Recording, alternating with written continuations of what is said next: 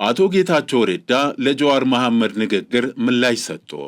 አቶ ጌታቸው ጀዋር መሐመድ ራስን እንደ ፖለቲከኛና አክቲቪስት ብታስቀምጥም አቋምህ ግን ለብሔራዊ ደህንነትና ለስልታዊ ጥቅሞች ጥላቻ እንዳለህ ይጠቁማል ብለዋል።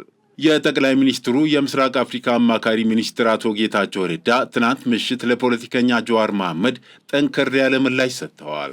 አቶ ጌታቸው ጽሑፋቸውን ሲቀጥሉ እንኳን ደስ አለህ ወንድም ጀዋር፣ በጠቅላይ ሚኒስትሩ ላይ ያለህን የግል ተቃውሞ ከኢትዮጵያ የረዥም ጊዜ ስልታዊ ጥቅሞች ጋር አዳብለህ የምታቀርብበት መንገድ በእውነት የሚደነቅ ነው።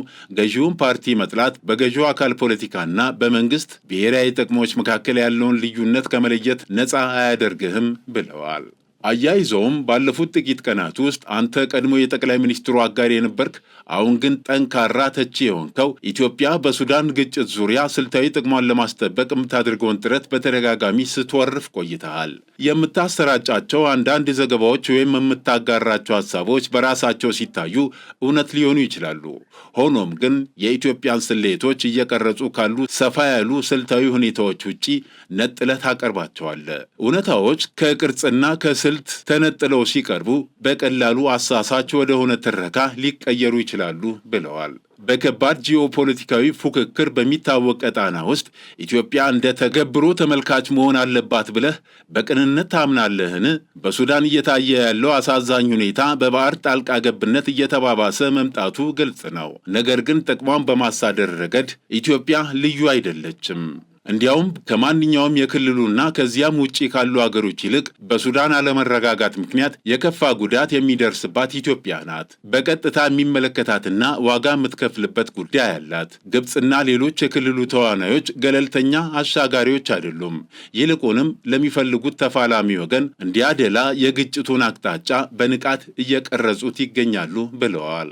ራስን እንደ ፖለቲከኛና አክቲቪስት ብታስቀምጥም አቋምህ ግን ለብሔራዊ ደህንነትና ለስልታዊ ጥቅሞች ቋንቋ ጥላቻ እንዳለህ ይጠቁማል። በውክልና ፉክክር ድንበር ተሻጋሪ የደህንነት ስልቶችንና ስጋቶችንና በሀገር መካከል እኔ ካላሸነፍኩ አንተ መሸነፍ አለብህ በሚባልበት ፍጥጫ በሚታወቅ ቀጣና ውስጥ እንዲህ አይነት ምቾት ማጣት በጎነት አይደለም፣ ይልቁንም ተጋላጭነት ነው። የሀገር ዋና ጥቅሞች አደጋ ላይ ሲወድቁ መንግስታት በሞራል ፍልስፍና ብቻ የመካለል ዕድል የላቸውም ይላሉ አቶ ጌታቸው ጽሑፋቸውን ሲቀጥሉ።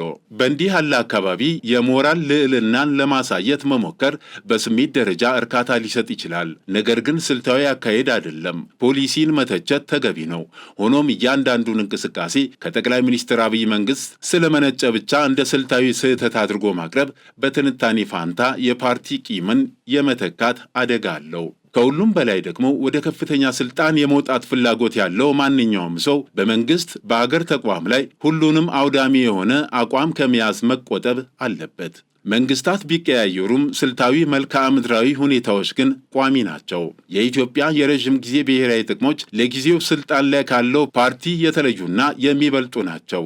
ተአማኒነት ያለው አማራጭ ኃይል ደግሞ እነዚህን ሁለት ነገሮች የመለየት ብቃቱን ማሳየት ይኖርበታል። እስካሁን ግን አንተ ይህን ልዩነት ለማድረግ የከሸፈ በሚመስል ሁኔታ አቅም እንደሌለህ አሳይተሃል ብለዋል አቶ ጌታቸው።